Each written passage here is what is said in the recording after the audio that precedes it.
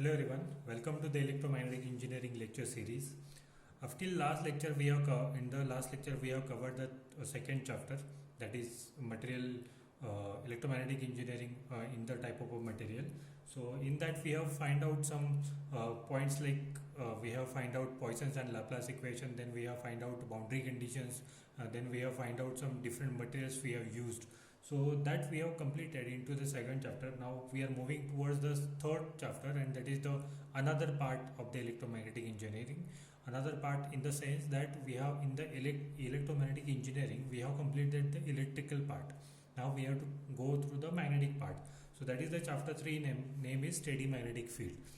So in the steady magnetic field we have to start with the direction for the unit vector. Means suppose there will be a loop, suppose the current is moving. So previously in the electric field we were dealing with only point charge. So this is the point charge, and we were dealing with that point charge, and point charge moving any direction, that is having the vector.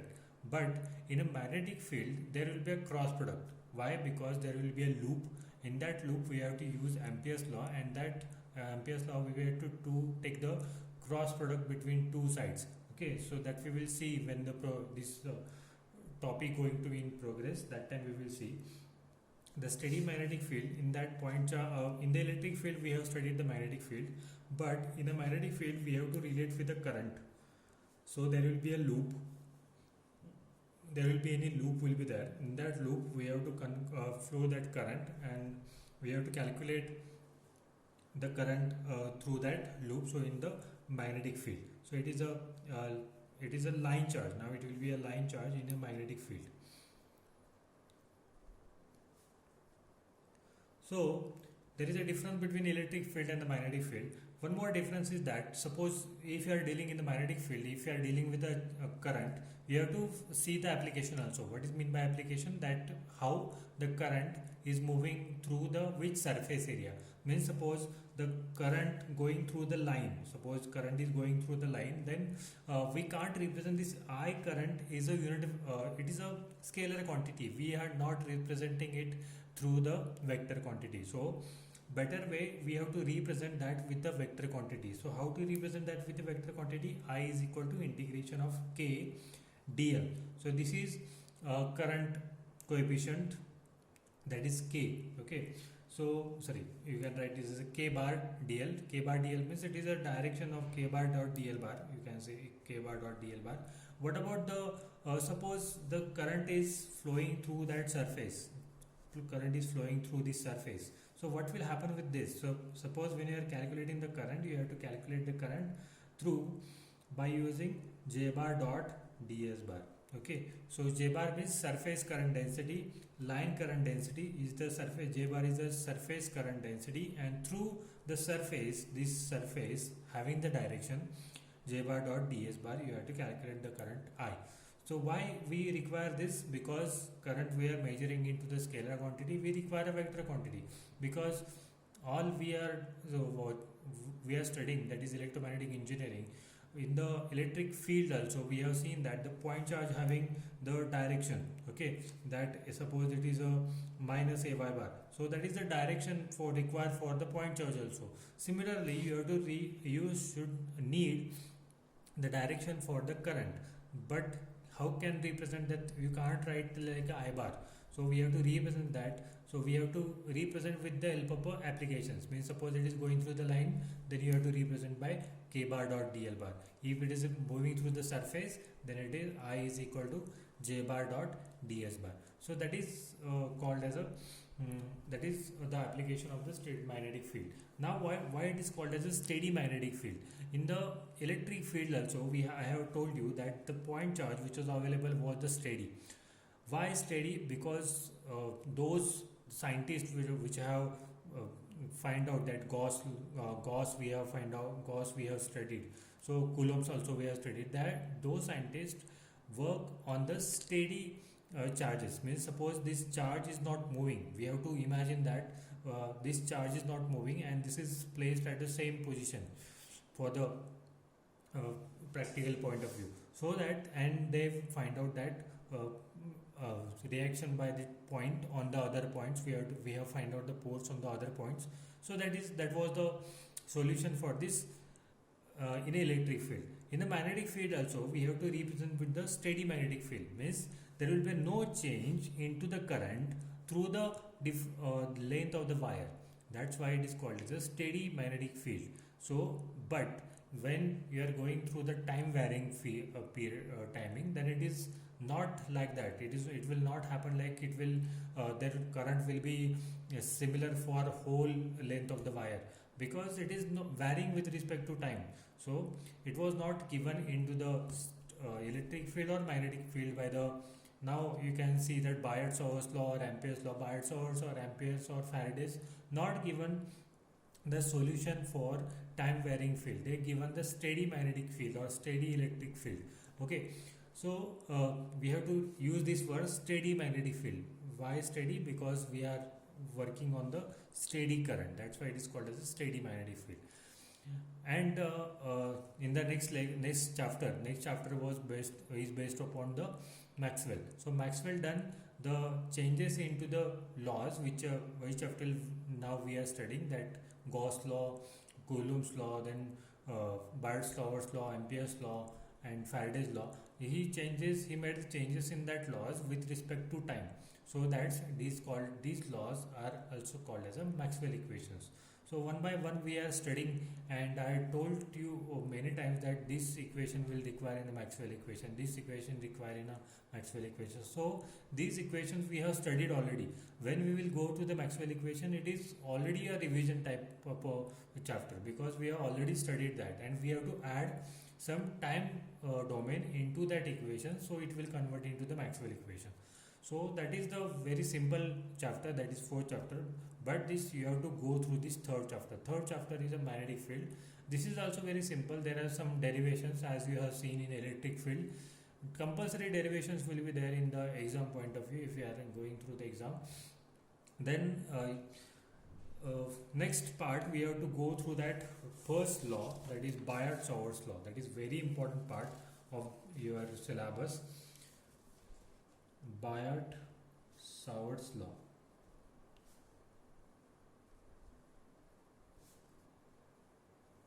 Now, what is meant by Biot-Savart's law and how to define the Biot-Savart's law? So, I will draw the figure. You also have to draw this figure. And this is the straight line.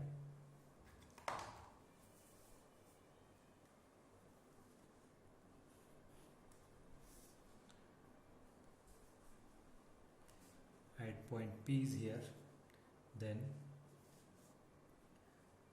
current is flowing through this line, so I will represent with the current I.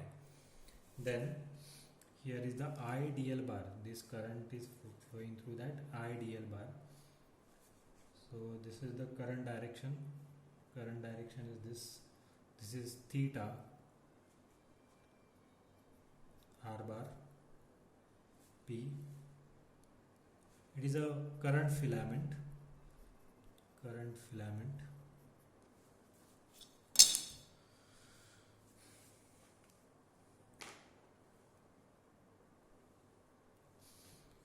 So we have to find out the Biot-Savart's law. What is the Biot-Savart's law? The magnetic magnitude of the DH.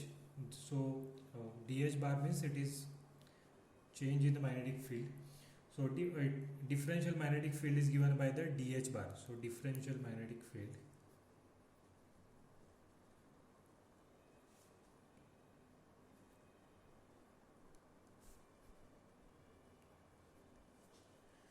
And this is IDL bar. So current is flowing through that IDL bar. Differential current element. Differential current element.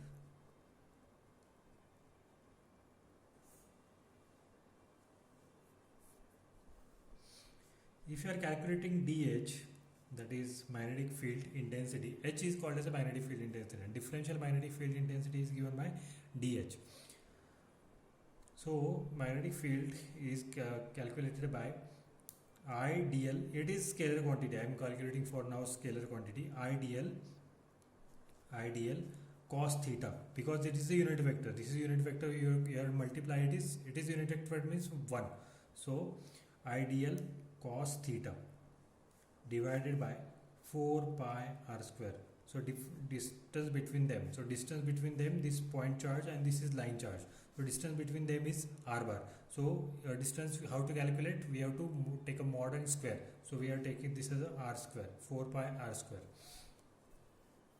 So this is the equation, but we have to write it for the vector quantity because we are dealing with a vector quantity. So how to represent this IDL into the vector quantity? IDL bar cos theta, and the unit vector is, that is,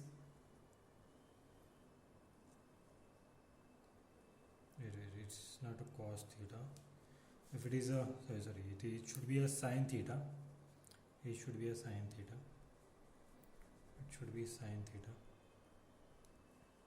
IDL bar, that is, and AR bar divided by 4 pi r square. Now how do we represent this IDL bar sin theta AR bar? We have to represent with the cross product.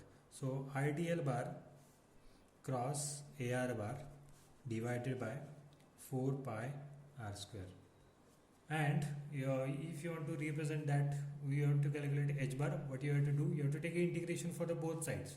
So if you are taking both sides integration, IDL bar cross AR bar divided by 4 pi r square. So that is the Biot-Savart's law. Very simple. They will ask only some short note, 2 mark short note. So you have to represent like this: h bar is equal to IDL bar cross AR bar divided by 4 pi r square.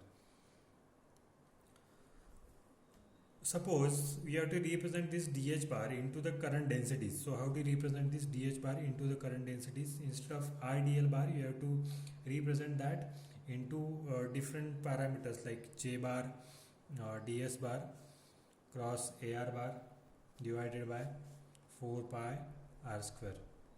DH bar is equal to K bar DL bar cross AR bar divided by 4 pi r square.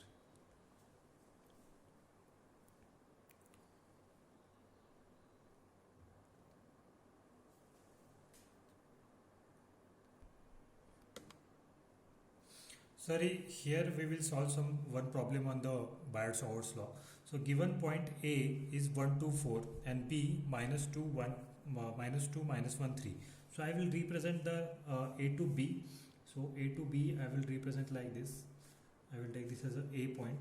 So A point, they have given the coordinates like 1, 2, 4, and B point they have given coordinates like minus 2, minus 1 and 3.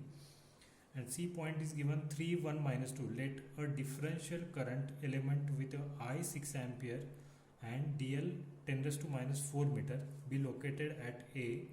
The direction of DL is from A to B. From DL, see the direction of DL is from A to B. So this A to B direction will be there like this, and this is the DL bar, you can say, and value they have given, scalar value they are given 10 raised to minus 4 meter, located at point A. From A point to the B point they have given. The direction of DL is from A to B. Find the DH to the C. Find DH to C. Now we have to calculate here from the A to C. We have to calculate, and then we have to integrate for A to B, so that we will calculate it. So what they have asked, due to this differential current, how much magnetic field will be generated on the point C, that you have to calculate. So I hope you understand that. 3, 1, minus 2. So there current is flowing through this wire, and due to that current there is a magnetic field is generated. Due to this magnetic field generated, how much magnetic field will be forced on this point C, that you have to calculate. That is H bar you have to calculate. So DH bar they have to calculate. We have to calculate what? DH bar. So how to calculate DH bar? So for calculation of a DH bar, we have to first of all calculate what is the equation for DH bar. DH bar is equal to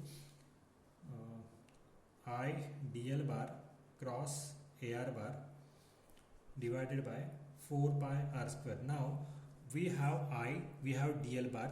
How to direct calculate dl bar? You have to this unit vector. You have to take a minus 2 minus 1 and you have to take ax bar, ay bar, az bar. We are taking the Cartesian coordinate system because this all the points are in the Cartesian coordinate system. So ideal bar, we have to calculate AR bar. Now what is the direction of unit vector? R bar is in the direction on point C because we are calculating on the point C. That's why R bar direction is towards point C. So DH bar, if when you are calculating, so we have to calculate IDL bar. IDL bar we have to calculate. First of all, we have to calculate DL bar. So DL bar means what? D L, that is AB bar. DL AB bar, okay, is equal to. So how to calculate? Or DL bar means, you can say DL bar means AB bar, AB bar. That is unit vector from A to B. So AB bar, how to calculate AB bar? A bar, if you are calculating, then it should be minus 2 final minus initial, minus 2 minus 1 AX bar, then minus 1 minus 2 minus 1 minus 2 AY bar plus 3 minus 4 AZ bar divided by under root of the square of this minus 2 minus 1, that is minus 3, that is 3 square minus 3 square plus minus 3 square and plus here minus 1 square. So this value becomes minus 3 AX bar minus 3 AY bar minus 1 AZ bar divided by root of 19. So that is AB bar we have calculated. Now next task, DL bar done. This DL bar we have calculated. We have to calculate AR bar now. How to calculate AR bar? AR bar is again simple, that is initial final minus initial, 3 minus 1 AX bar. I will directly write 3 minus 1, that is 2 AX bar, 1 minus 2, that is minus AY bar, and minus 2 minus 4, that is minus 6 AZ bar, and divided by root of 41. You just see that is it correct or not. I will just put the values now. I will put the value of AR bar, I will put the value of DL bar. We have the value of I, that is 6 ampere. DL bar means AB bar. Why? Because DL bar is going from A to B, and that is unit vector is AB bar. Okay, so that is the similar. So DL bar is equal to AB bar. So finally, just we have to put the value inside the, and one more point, that is R square. So how to calculate R? That is R value is root of 41 and the R square value will be 41. So put directly the values and do calculation. So when you are putting the values, what will happen? So DH bar will be ideal. Ideal means 6 into DL, that is minus 3 AX bar minus 6 into 3 AY bar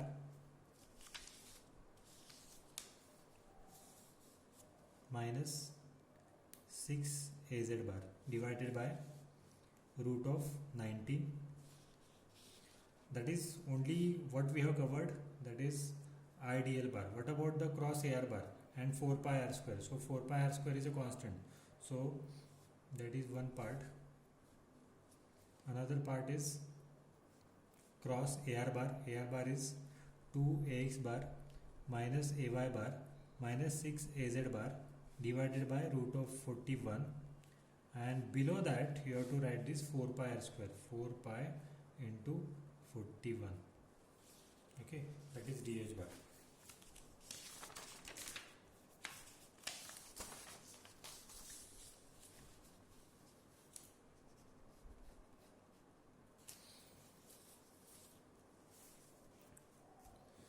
So next again we have to do the calculation. So dh bar is equal to, if you simplify these things, the equation will be like this: dh bar is equal to minus 0.413 ax bar minus 0.413 ay bar minus 0.138 az bar divided by 4 pi in the bracket 41 cross of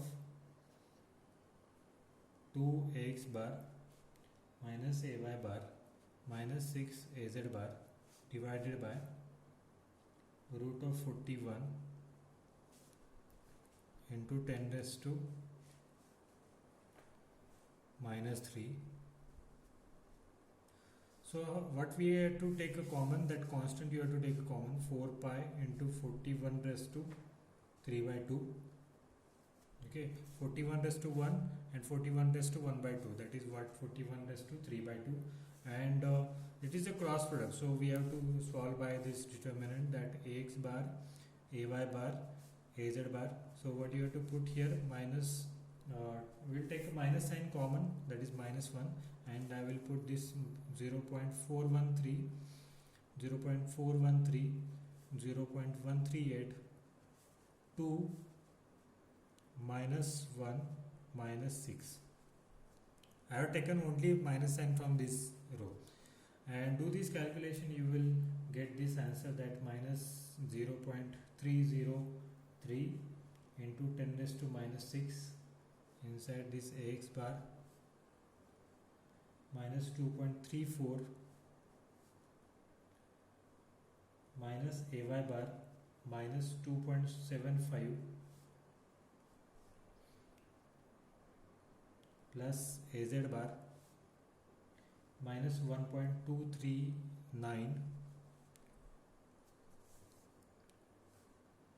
So do after calculation this, you will get this answer, plus 0.71 ax bar minus 0.83 ay bar minus plus 0.375 az bar microampere per meter, that is dh bar. You don't have to calculate h bar. How to calculate h bar, that we will see in the next lecture. So this is the value of a dh bar. Similarly, you have to say some problems in the exam. So try this, do this calculation as you at your own, and see that the answer is correct or not. You just have to go through the formula. Only formula you have to remember, that this is the formula for the Biot-Savart's law, that is dh bar is equal to idl bar cross ar bar divided by 4 pi r square. Okay, so we will meet into the next lecture with different applications. That derivations are very important, so we will meet into that lecture. Thank you.